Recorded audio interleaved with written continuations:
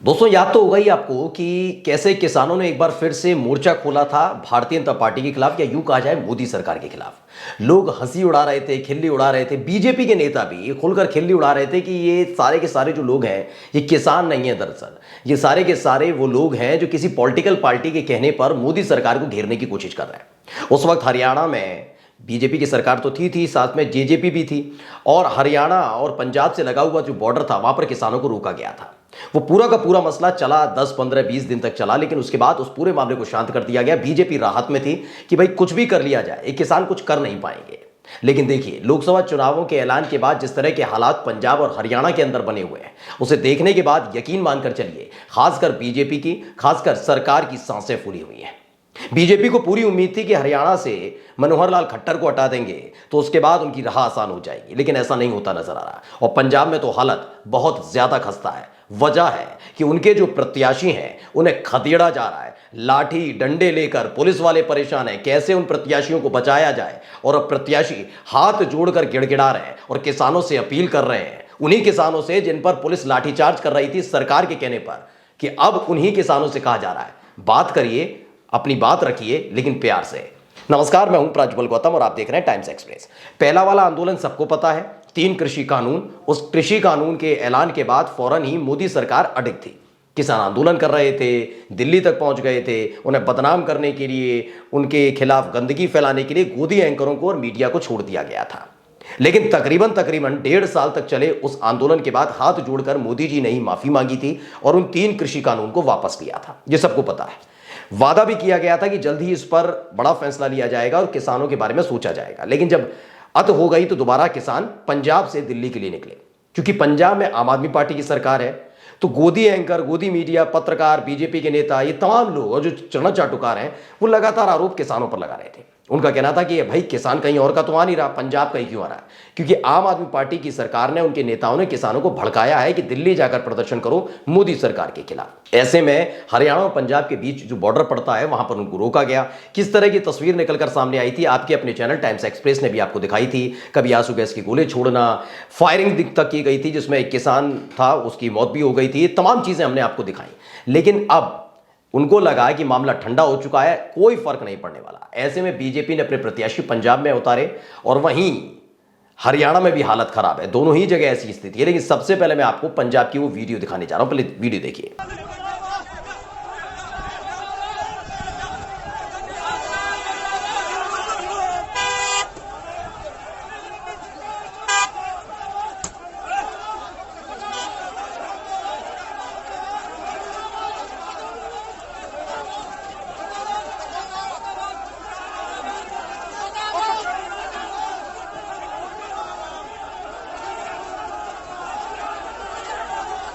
जानते हैं जो गाड़ी में सवार हैं, जिन्हें पुलिस वाले बचाने की कोशिश कर रहे हैं, जिनको लाठी लेकर किसान पंजाब के दौड़ा रहे हैं, वो कौन है? वो बीजेपी नेता से अलग, पहले मैं आपको बता दूं, इनके गानों पर पूरा देश झूमता रहा है। जी हां, इनका नाम है हंसराज हंस। अभी तक ये दिल्ली में बीजेपी की टिकट पर चुनाव भी जीते थे और सांसद थे। लेकिन इस बार बीजेपी ने इन्हें जिम्मेदारी दी कि आप उन्हीं की जात से, उन्हीं के समुदाय से ताल्लुक रखते हैं, ऐसे में पंजाब में जाकर अपना जलवा दिखाइए। आप सिंगर हैं, इसका फायदा लगातार बीजेपी उठाती है। बड़े बड़े सेलिब्रिटीज को, चाहे वो संविधान की जानकारी रखें ना रखें, उन्हें सांसद होने का मतलब पता हो ना हो, उन्हें देश के मुद्दों के बारे में पता होना। याद ही होगा आपको भी, मेरठ से अरुण गोविल को उतारा गया है जो राम की भूमिका निभाते थे। उन्होंने खुद ही खुलकर कह दिया कि पहले मुझे सांसद चुन लो, उसके बाद मैं समस्या भी देख लूंगा, फिर उसका हल करूंगा। ऐसे ऐसे प्रत्याशी उतारे गए, केवल उनके चेहरे पर उतारा गया है कि बीजेपी का चेहरा इतना बड़ा शायद नहीं रहा, इसीलिए उनको अब ऐसे अभिनेता और अभिनेत्रियों पर भरोसा करना पड़ रहा है। तो जो दिल्ली के सांसद थे, गायक थे, हंसराज हंस दिल्ली में जीत गए थे। इस बार उन्हें पंजाब भेजा गया। पंजाब के फरीदकोट जो सीट है वहां से वो चुनाव लड़ रहे हैं। इससे पहले भी उनका विरोध हुआ था। अब उसी गाड़ी में बैठकर वो निकले थे। उनको लगा कि मामला शांत हो गया है, आराम से लोग उनका स्वागत करेंगे, लेकिन ऐसा हुआ नहीं। जैसे ही बीजेपी का झंडा लगा हुआ गाड़ी दिखाई दी और पता लगा कि फरीदकोट से जो बीजेपी के प्रत्याशी हैं और मौजूदा दिल्ली वाले सांसद हैं, यानी हंसराज हंस, उनका काफिला निकल रहा है, उसके बाद भीड़ लाठी डंडे लेकर उनके पीछे पड़ गए।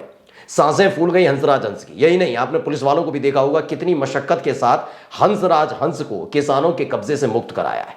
मतलब हालात ये पैदा हो गए कि हंसराज हंस समझ ही नहीं पाए कि वो सांसद हैं या नहीं, वो बीजेपी के नेता हैं या नहीं। उनको डर लगने लगा कि करना क्या है।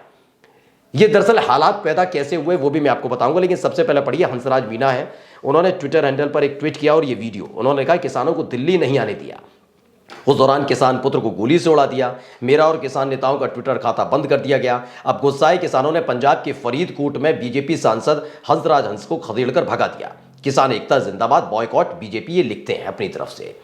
लेकिन इन सब के बीच ये हालात पैदा क्यों हुए? दरअसल आपको याद होगा पंजाब से तो किसान आ रहे थे, लेकिन हरियाणा में उनके साथ बदसलूकी की जा रही थी। उस समय मनोहर लाल खट्टर हरियाणा के मुख्यमंत्री हुआ करते थे। जेजेपी यानी दुष्यंत चौटाला की पार्टी उनको समर्थन दे रही थी।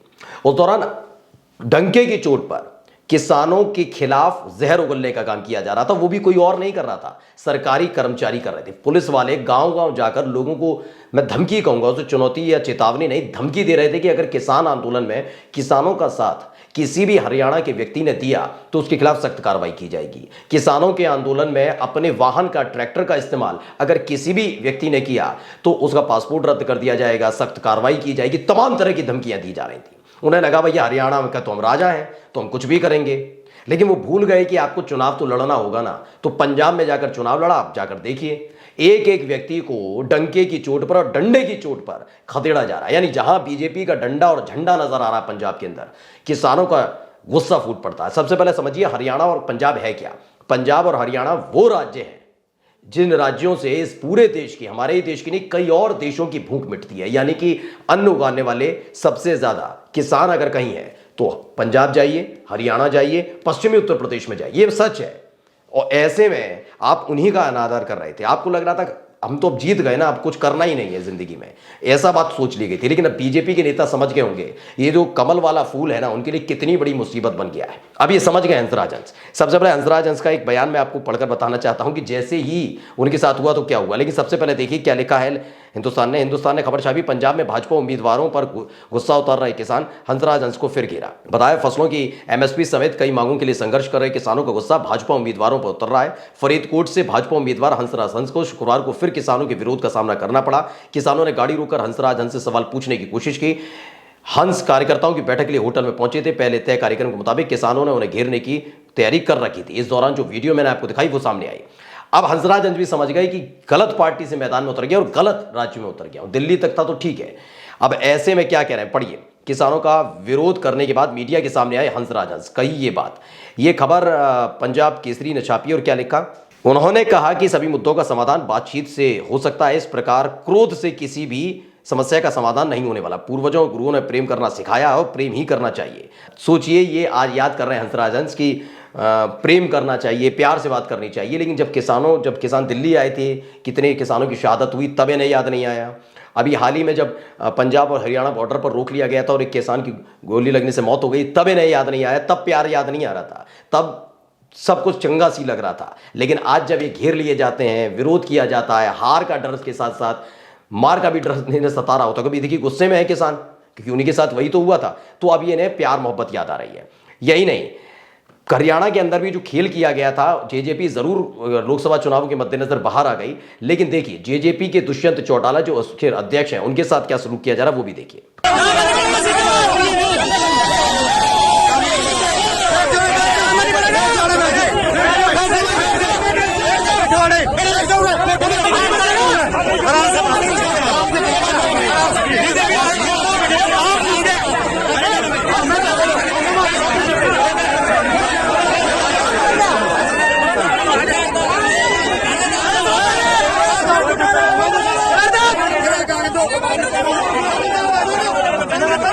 अगली गाड़ी में पैदल जाओ।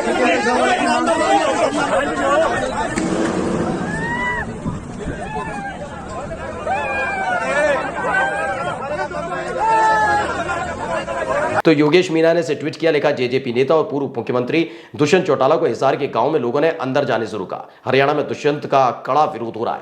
खबर ये थी कि दुष्यंत चौटाला ने उस वक्त किसान आंदोलन के कहा था कि ये एक बहुत बड़ी तरह की बीमारी है। इसी को लेकर किसानों में गुस्सा था और ये जब सरकार में थे तभी लोगों को धमकी दी जा रही थी कि किसानों को साथ नहीं देंगे, किसानों के आंदोलन में अपने वाहन ट्रैक्टर लेकर नहीं जाएंगे वरना कड़ी कार्रवाई की जाएगी। अब उसका पूरा का पूरा रुझान निकलकर सामने आ रहा है। नमस्कार।